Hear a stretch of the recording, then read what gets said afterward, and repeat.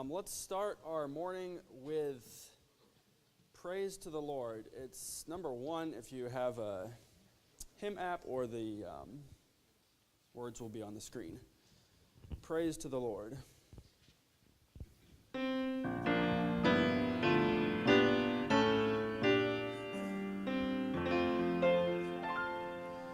Praise to the Lord, the Almighty, the King of creation.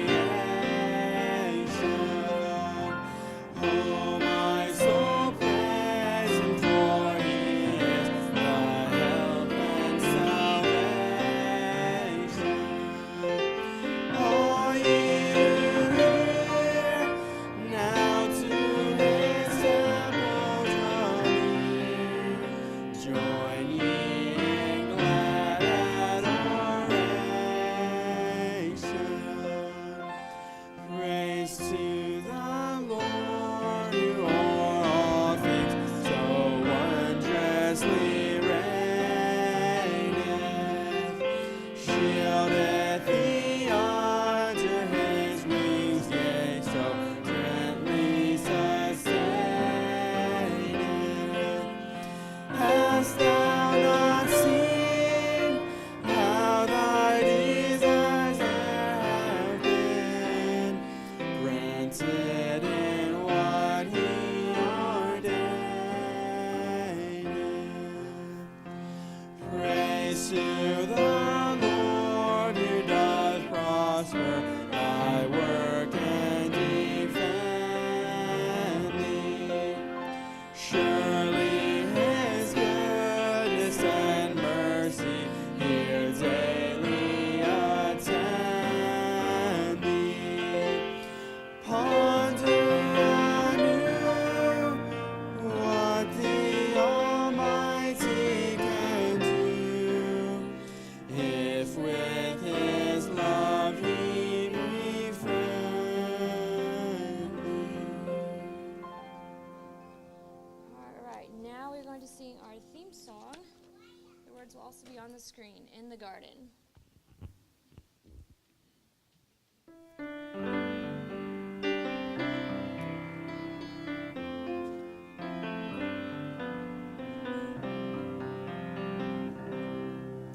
I come to the garden alone,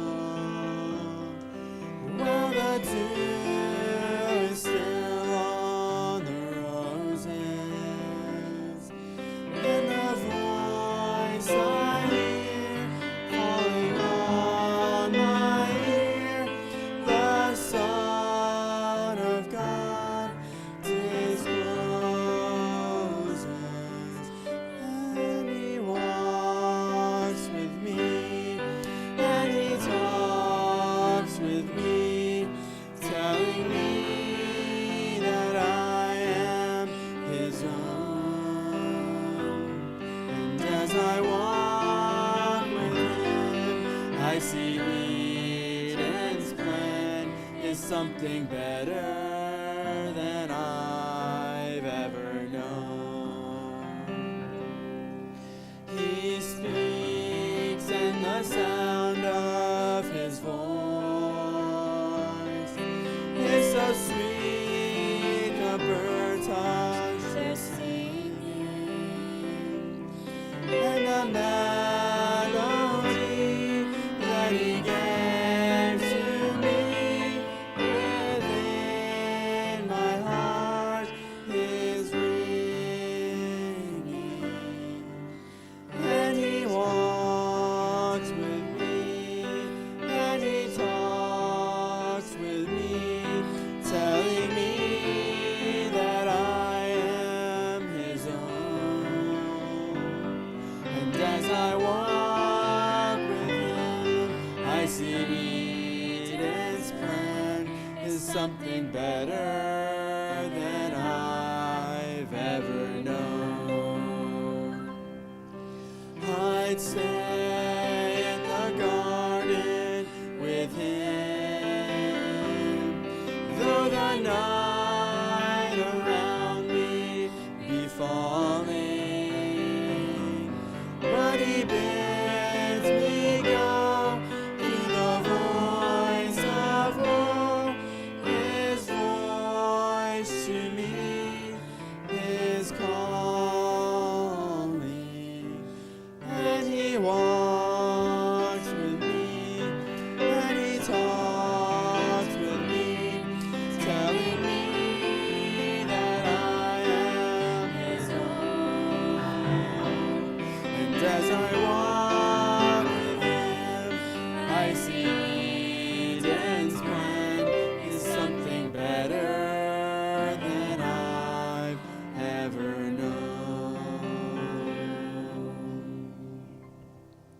you.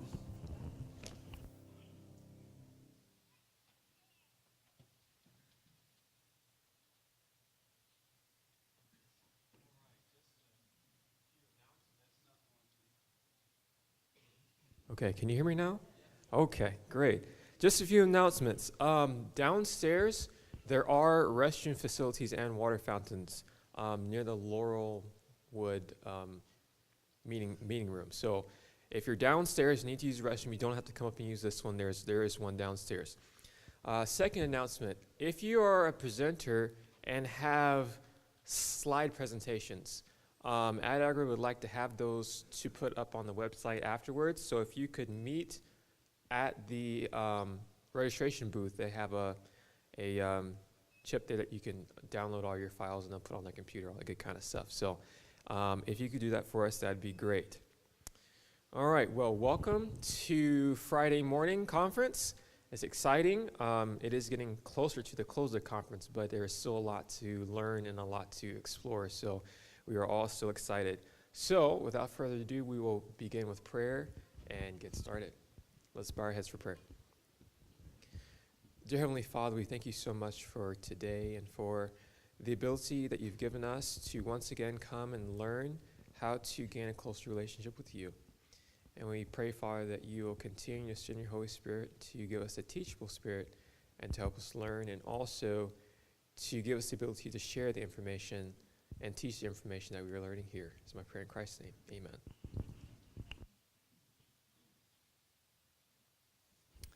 How many of you have heard of Iram James? Just a few of you. Well, you're going to know a lot more about Iram James this morning.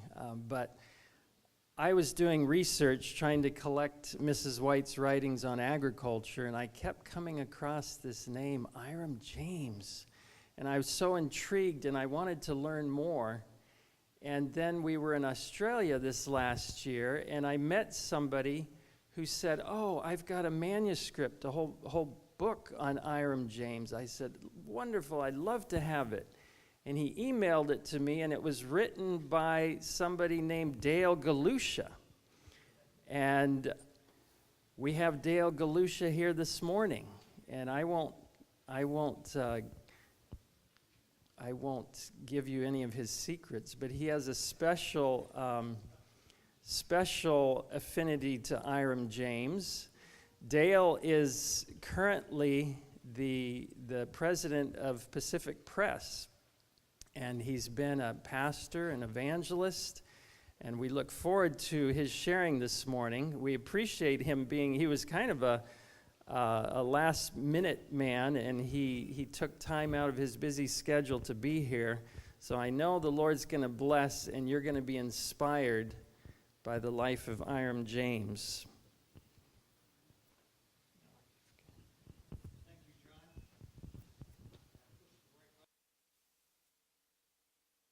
Here we go. Good morning. Appreciate the invitation that John and Pam gave to be here. You guys are a little known secret.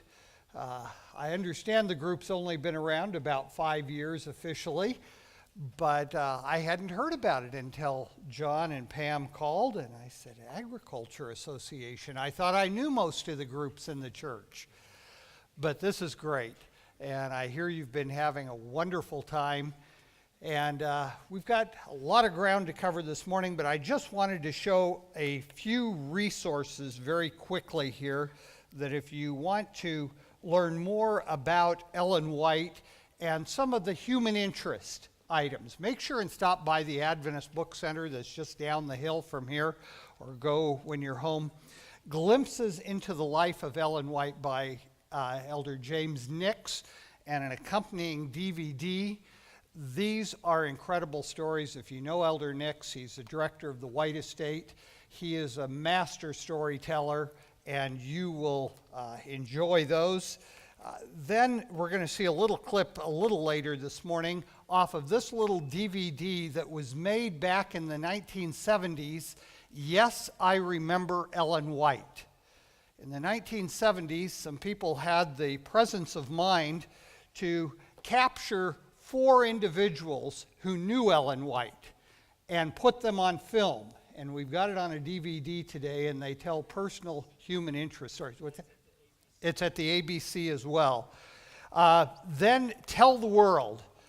Many of you have seen this, put out from Australia, but through the communication department of the General Conference. The story of the Adventist Church. You need some of these great resources.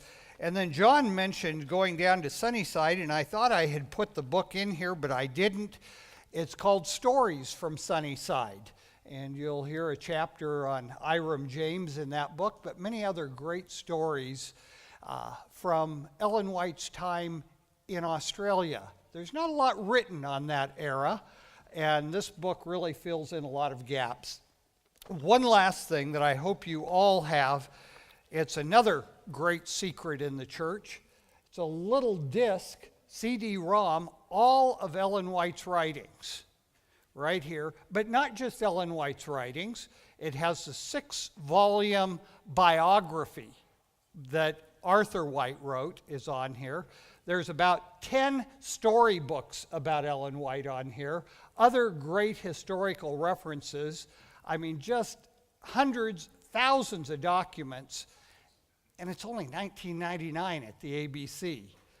I keep it on my computer. I wouldn't be without it. You can search all of Ellen White's writings, and just a great resource. Anyway, getting into our topic for this morning, the story of Iram James. Ellen White is very important to our church and to each one of our lives. And there are so many wonderful statements that Ellen White makes. And people ask me, what is your favorite quote from Ellen White? Well, there's ones from Steps to Christ, and there's ones from Desire of Ages. There's ones when we're discouraged. There's ones when we need encouragement. There's ones that promise that the church is going to go through. But I've got to say, selfishly, this is my favorite statement from Ellen White. She says, I would not be willing to exchange my farmer for any other person that I know of. She was referring specifically to Iram James, who was my great-grandfather. So you can see why that was special to me. But let me also suggest that as I have studied Ellen White's writings, as I have talked to people who actually knew Ellen White, I think that that statement is much broader than just to one individual. Ellen White was passionate about farming and gardening. And I think that she was meaning that passage for all of those who appreciate and are involved in the art and the work of farming and gardening. She says, you and I that believe in getting our hands dirty, she says, we have a special place, and she can relate with us. I had the privilege of growing up in the Napa Valley. This is, by the way, my great-grandparents. That's Iram James and his wife, Christina. I had the privilege of growing up in the Napa Valley. The church that I attended was then known as the Sanitarium Church. It's had a couple name changes since that time, but you would look out the windows of the church and you would look down into the valley where Elmshaven was, and you can see on the far left is where Elmshaven was. I have a little picture embedded down on the right side, but that is the valley where Ellen White spent the last 15 years of her life. I grew up just about 2 miles away from there. And it was a real privilege going to an Adventist elementary school and having people come and tell us stories who actually had known Ellen White. One of them was Grace Jocks. Grace was Ellen White's granddaughter. Now, as she would tell people, she said, you know, Ellen White, grandmother, wanted her to have the same initials, EGW. So they named her Evelyn Grace White. And then she would chuckle and say, but I didn't keep the white for very long. But Grace Jocks, she went by her middle name, Grace Jocks, would come and tell us stories at JMV. How many went to an Adventist elementary school? Had JMV meetings? Excellent, fantastic.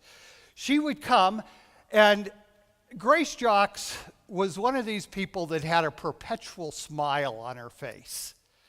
She was an older lady, obviously, at that time, and she had this deep, gravelly voice. And she would tell us these wonderful stories about her grandmother. I didn't think much of that at the time. I just wish now I had been a brighter kid and asked more questions. But we would go over on Sabbath afternoons to Elms Haven for a tour to look at things, and she was the tour guide there. And if we would stop by during the week, you would often see Grace Jocks sitting out in the middle of a flower bed, pulling weeds. And she would always look up and enjoy the opportunity to talk about her grandmother and tell a few stories.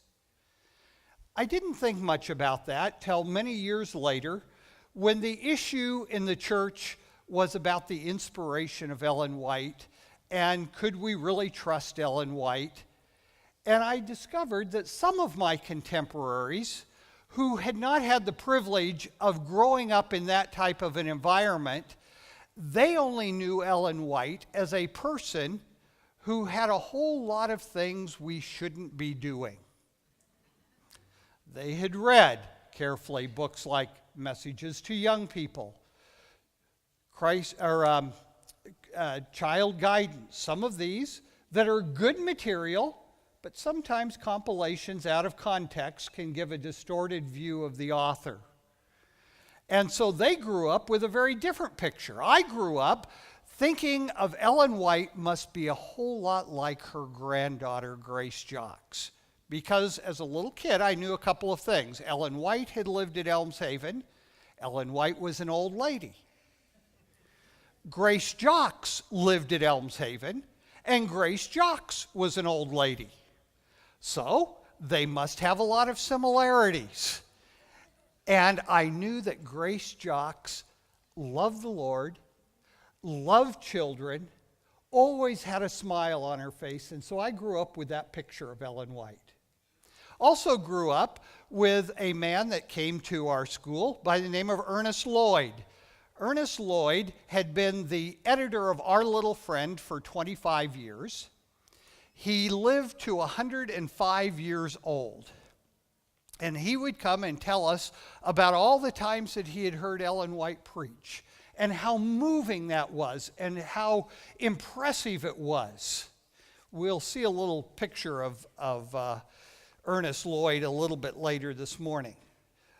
But I grew up with the understanding and the idea that Ellen White was a real person, enjoyed real things like the rest of us do. She had a special gift from God for the church, but I also knew that Ellen White would be the type of person that we would enjoy working with and being around. Now, I also had my grandmother who grew up at Elms Haven, and that's where we'll get into the story of Iram James. But I want to tell you about another one of my great-grandparents first, on the other side, that was also from Australia, that never became a Seventh-day Adventist. In the 1850s, he moved from Austria to the Sydney area, and at that time, the wine industry was just getting started. And he planted a vineyard, started a winery, and started a family. The winery is still there today, not in the family's name anymore, but the grapevines that he planted in the 1850s are still there. And they produce a wine called Old Vines Wine. And you can get, I've never tasted it, but it is still available there. But the other great-grandfather, Iram James, is who we want to talk about for a few minutes this morning. His background was interesting. His grandfather got a free trip to Australia. not with the lottery, but in the 1700s, Iram's grandfather Samuel stole a silver coin. He got caught. The official records say that he was 17 years old and was tried as an adult. When you look at the birth records, he would have been 13 years old when it happened. And he was convicted and sentenced to be hung. Fortunately, his conviction was commuted, and they sent him to Australia. Quite a trip over there. There are some records that tell a little bit about the trip. It wasn't a smooth sail, but he got there, settled in, and to show the power of God, within about 15 years of his arrival in Australia as a convict, he became the constable of the town. Maybe they didn't have too many people to choose from, but he became the constable. That was Iram's grandfather.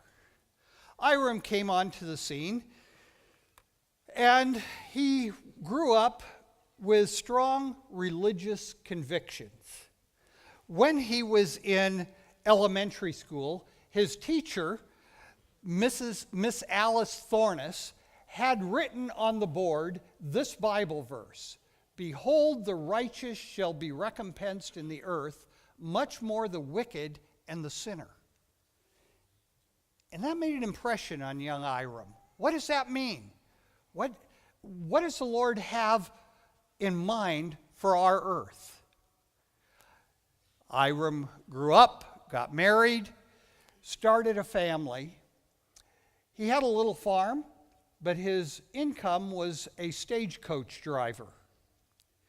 He was a friendly person and made friends with a lot of people. And right about that time, coming into the area just outside of Sydney, was a young evangelist that had just moved to Australia from Healdsburg College. His name was Robert Hare. Now, some of you may know the name Eric B. Hare, the storyteller in the Adventist Church. This was Eric B. Hare's father. Robert Hare had just finished his theology degree at Healdsburg, came to Australia to begin holding evangelistic meetings, but could not find a place to hold them. So he met this young stagecoach driver, Iram James, and Iram said, "Well, if you can't find a place to hold meetings, pitch your tent in my backyard." And so the evangelistic meetings got underway in the backyard of the James family. But Iram noticed that this Bible verse that he had seen as a young child was one of the banners that Robert Hare had up front. And so he was riveted. Night by night, they came to the evangelistic meetings. 3 weeks into the evangelistic meetings, Christina said to her husband Iram, "We need to keep the Sabbath." Iram said, "I'm convinced of it too. I've been praying about it, and if I can sell my stagecoach business, I will accept the Sabbath and join the church." Christina looked at Iram and said, "You need to step out in faith. Don't put a condition on the Lord." Sometimes wives can nudge their husbands. And Iram said, "But we already have 3 children. What are we going to do?" Christina said, "I don't know what you're going to do, but I'm going to join the church." And she stepped out in faith, and so did Iram at that time, and they began to keep the Sabbath. Ellen White met them not long after that because Iram James lost the stagecoach business. He was penniless. He started trying to farm, but he couldn't make the interest payments on the mortgage, so they lost everything, but they kept going to church. Ellen White was in the area. She came to church on Sabbath morning, and as she often did, she would get acquainted with the various church members. She wrote about the family. She said, "They are destitute of food and clothing. He keeps up good courage in the Lord. Brother James, I understand, has 4 children, and some days has had nothing to eat but wild berries. But we have sent them flour, beans, peas, cornstarch, cabbage, turnips, and potatoes, enough to last them for a little time. Perhaps help will come." Ellen White was a big believer in helping people. And she used the bounties of her garden to help people. And so she sent food over to the James family. Because they'd lost everything, they not only lost their livelihood, but Christina's parents, who were strong Lutherans, who owned the winery not too far away, they disowned the family. Because how could you join a group like Seventh-day Adventists? Now, to put it in context, this was about 1893. The church had only officially been around 30 years. So you look at it and you say, what kind of new religion is this? They were strong Lutherans, and they had a long heritage. But here their daughter with the grandkids and the son-in-law have run off with this new religion. So it wasn't easy for them. Iram was trying to raise money enough to feed his family. He even offered Ellen White the opportunity to buy one of his cows. He offered it to her for $22 and said if the cow produces 8 quarts of milk a day. There's no record about whether Ellen White bought it or not, but they continued on. Ellen White invited them to come to Sunnyside, to Kurenbaum, to be by her home. Ellen White had written to Willie asking if there were some tents that might be available that the family could live in if they came and worked helping to start the new college. Iram learned a lot during that time, spending it at Elmshaven, or at Sunnyside. You can see on the left is Sunnyside, which was Ellen White's home, and to the right is a little cottage that became Iram and Christina's home there at Sunnyside. There in front of the house, posed the picture, down on the ground level with the shovel in his hand like a good farmer, is Iram standing on the left there at Sunnyside.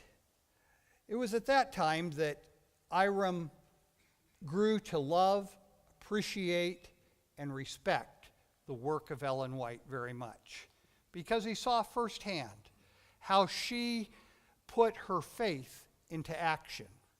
One of the stories, this comes from Guide magazine a few years ago, there was a drought. Iram was to be the farmer there at Sunnyside, growing all the vegetables, growing all the fruit that they needed for their little community there. But a drought came, and they watched the plants begin to wilt, the ground getting drier and drier.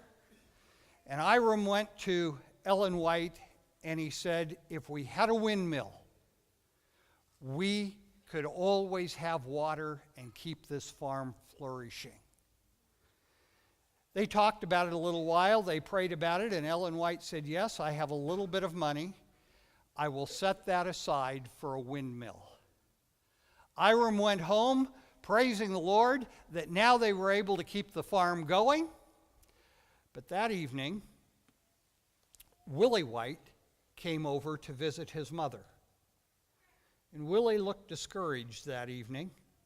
And Willie said, Mother, you know we're building the new sanitarium in Sydney, and the plasterers who are not Adventists have not been paid.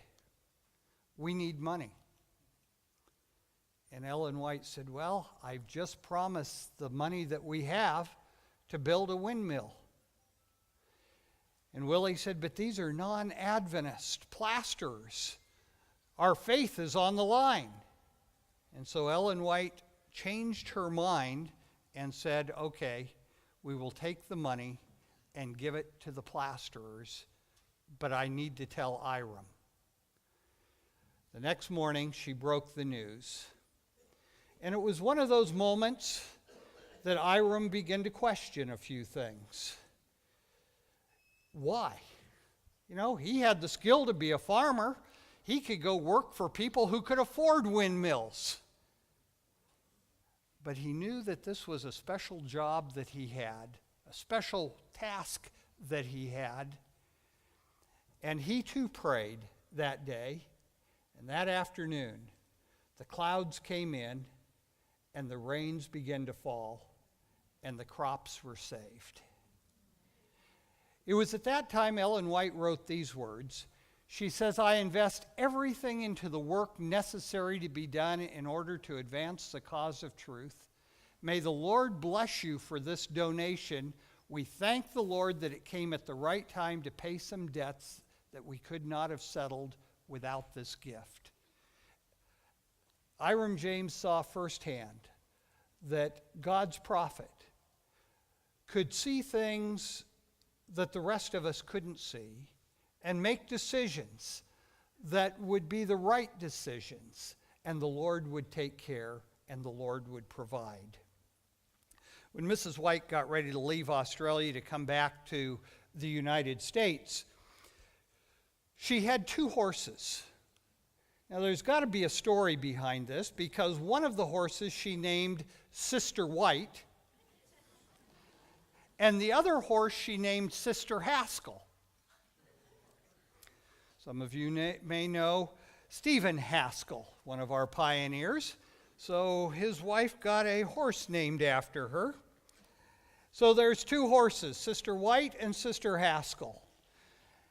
And Ellen White left Iram James with Sister White. As she said, it was so that Brother James could do missionary work. When she left, there needed to be an auction to sell a number of the items. And so Iram became an auctioneer, and he sold off the items from Sunnyside that Ellen White did not take to Elmshaven. Ellen White moved to Elmshaven. She found this beautiful spot that was completely furnished and paid $5,000 for it. And after they got settled in, Willie White wrote Iram a letter. Let me read you parts of that letter that he wrote. He said, there are 35 acres of valley land. About half of this, if properly enriched, would raise vegetables or almost any other crop. 1/4 is especially good for fruit, and about 1/4 is only good for pasture. There are 11 acres of prunes and about 2 or 3 acres of a house orchard, that is, an orchard with all kinds of fruit for house use. There are something more than 5 acres of vineyard. The prunes and the house orchard are in their prime. We should be pleased to plant an acre more, giving us a larger variety of fruit. The vineyard is largely wine grapes, but there's an acre or 2 of table grapes. Some portions of the vineyard are dying, showing results of disease. We shall want to pull up about 2 acres of the old vines, 1 acre because they are not healthy, and 1 acre that is among the trees and needs to be cleared away. We shall want to plant new vines, giving us greater variety of table fruit, and putting Isabels, Concords, Delawares, and other kinds of grapes that will give us unfermented wine of the best flavor. Mother would like you to come to be her farmer, occupying a similar position to that you had in Currenbong. There are no lack of farmers and fruit growers here, but we desire the old associations and think that it would be a continual comfort to us if we could have you take charge of our outside work. You have learned how Mother wants work conducted, and you know how to relate yourself to her work outside and inside. Mother would expect to pay you 40 a month. And she would do her best to help secure a place for your family. Iram got the message, and in November of 1900, he sent a cable back to Ellen White with just 7 words: sell, now, cash, advise, come, cable, James. Now, if you can figure all that out, I guess back in the days when you would send telegrams, that it was more understandable, but it meant he was on his way. And in December of that year, the family started out by ship to San Francisco. Iram had only been in the Elmshaven area for 3 months, and on March 25, he wrote a letter to Willie White telling what had accomplished so far. And here's what he wrote to Willie. He says, "Dear Brother White, I thought you would like to hear how we're getting on now. We have your fence finished except putting up the slats in, and I thought that could wait until other things more important were done. I have your land plowed a foot deep and harrowed up fine as ashes. It's much better land than I thought it was. I have staked out all the holes made and part of the trees planted. I'm going to plant the rest this afternoon. It will take 75 trees. I could get no currants or gooseberries at this time. I have a fence run around my piece and a dairy to put in 20 trees. We also have the berries all planted on Sister White's property. They're all sprouting nicely. The pruning in the prune orchard went slow. I put Brother Parker for a couple of weeks on it. He did very good work. We have most of the grapes pruned except the patch straight in front of the house, and Brother Hicks said he would come and prune that. They are beginning to sprout. We also grafted about 300. But the worst thing I see are the suckers that were allowed to grow from the bottom of the vines last year. Every vine will have to be gone over, dug around with the mattock, which is almost an endless job. It will cost a good deal, but it must be done." And then he tells a few personal things. He talks about the fact that part of his family is still living in a tent 3 months after arriving. His daughter Elma took to scarlet fever. And then he tells about his children and about my grandmother. He tells the fact that she was run over by a carriage. She fell over it and the wheel went right across her, but he said she jumped up and was able to run away, and we praise God for his goodness. So here's the farm as it was laid out when the family arrived there. You can see the various homes. Then one of Iram's jobs was to get the carriage ready for Ellen White every morning. You can see Ellen White in the carriage there with her nurse, Miss McInturfer, and in the background is Iram James getting the carriage ready, because most mornings, especially when it was good weather, Ellen White would take a carriage ride through the countryside, but not just to sightsee. She would stop and talk to the neighbors. She would take fruits and vegetables to them. She would take books to them. She would talk to them. She would visit like any other neighbor would. One of the stories my grandmother told about one of these carriage rides is that my great-grandfather, Iram, got the carriage ready one morning. Ellen White and Miss McInturfer got in the carriage. They headed out. They would go for several miles on their ride. When the carriage came back and Iram was putting it back in the shed, he realized that one of the pins had come out that held the wheel in place, and that the wheel could have come off at any time. But they knew that it was God's angel that had kept that wheel on for the ride that day and protected Ellen White and Miss McInturfer. Iram James's family grew to 13 children, which is remarkable because after Christina's first child, the doctor in Australia told her she'd never have any more children. I guess you shouldn't always listen to the first doctor's opinion. But 13 children. And so when they would get ready to eat, they would have a food line. Christina would make great whole wheat bread, and they would make peanut butter, and they just loved peanut butter sandwiches. And they would make an assembly line for this. Long table there, and some of the kids were pulling the bread and slicing the bread and putting the peanut butter on. And Grace Jocks tells about the facts that the white children loved Mrs. James's bread. And so the white children would always try and squeeze in to the James family food line to get some of the good whole wheat bread and enjoy being with the James kids. My grandmother used to also tell about being a child. They all worked around Elmshaven. The white children, the James children, all the children were put to work. And especially when it was harvest season. There was so much to do, and as I mentioned in the letter here, there were a lot of prune trees.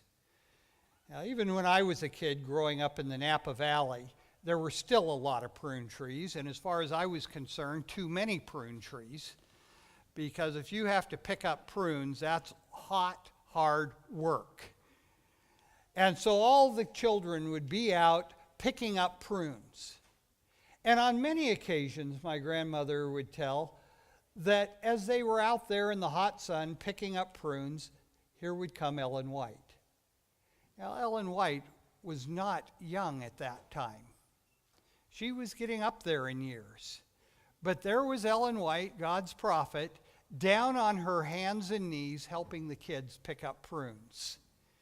And then they always looked forward to that because she would say, you know, it's hot.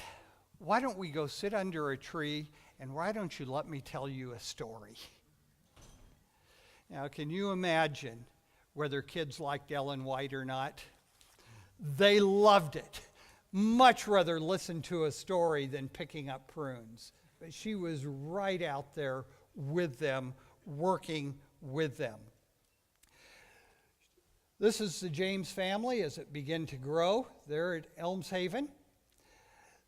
Ellen White also records that somebody offered them some cherries.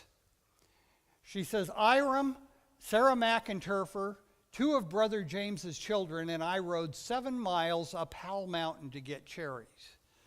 Now, if you've been to Elmshaven and heading up the hill towards Pacific Union College, that's a steep climb up there, and especially if you're in a carriage, here they are, they're going 7 miles up the hill. Small black ones, which were given to us for the picking. Several others beside us were picking from the trees. The platform wagon was drawn under the trees, and Sarah and I stood up on the seat, and in this way we reached the cherries. You can just picture this. Here's the wagon pulled under the tree, and here's Ellen White standing up on the seat picking cherries, and she says, I picked 8 quarts. She enjoyed the process of farming. She enjoyed all that was involved with that. One of the stories, this is Iram with one of his grandkids, and he's up pruning. My aunt was very small at the time, and she went to visit her grandfather, Iram, and he had a wheelbarrow, and he was pushing chicken manure. And as he was pushing the chicken manure, my aunt looked at it and she wrinkled up her nose and she says, Grandpa, what are you going to do with that dirty old smelly stuff?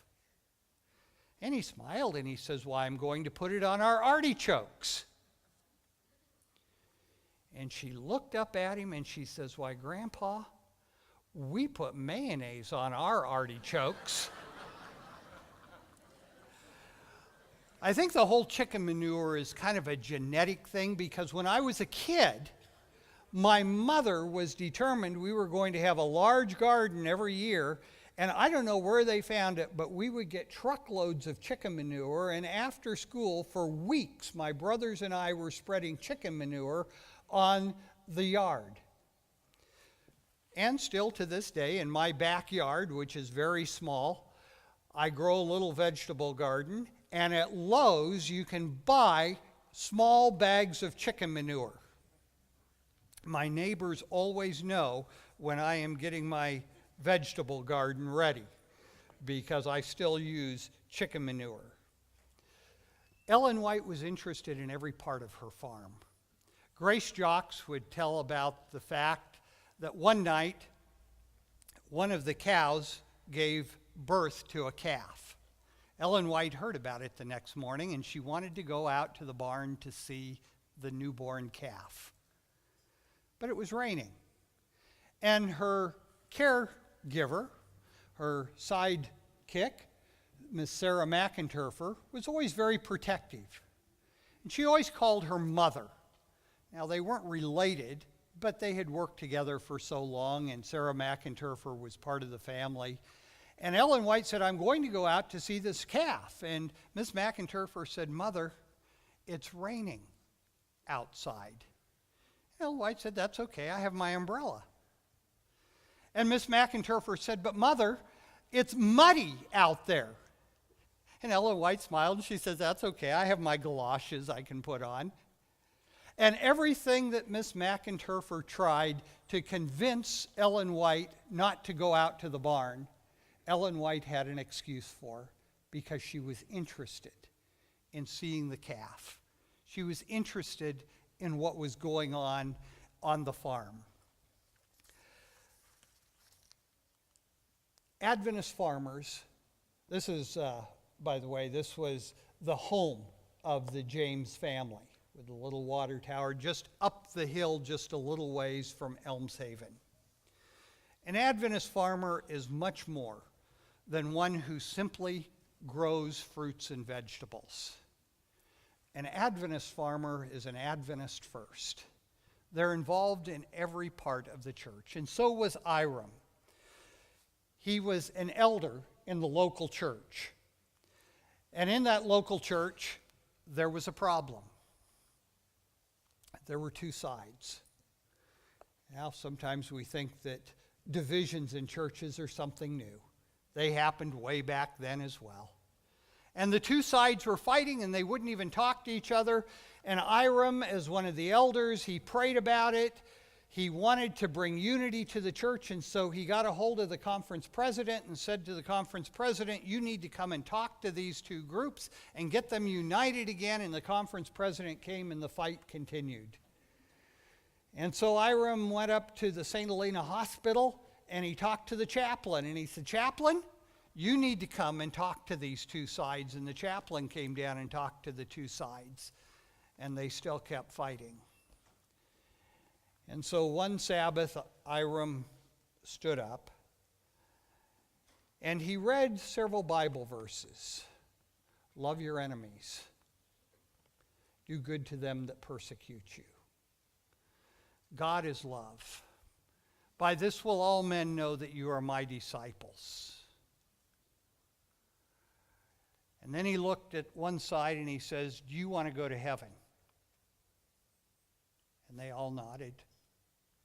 And he said, do you want to go to heaven? And he looked at the other side and they all nodded yes. And he said, well, none of you are going to go unless you love each other. And a revival broke out that day because of a farmer's faith. A farmer can be one who unites a church and works with people. Iram was involved in soul winning. He gave Bible studies in the community. 13 children at home, but still going out and giving Bible studies. And he was involved in starting a new school. Ellen White looked around after the community began to grow, and she said, we need a school. So Iram James, because he had the most kids, was the school board chair. And they had a school board meeting to organize. And as a group gathered together to organize, Ellen White was there. Now, I don't know about you, but I've chaired a whole lot of committees. I've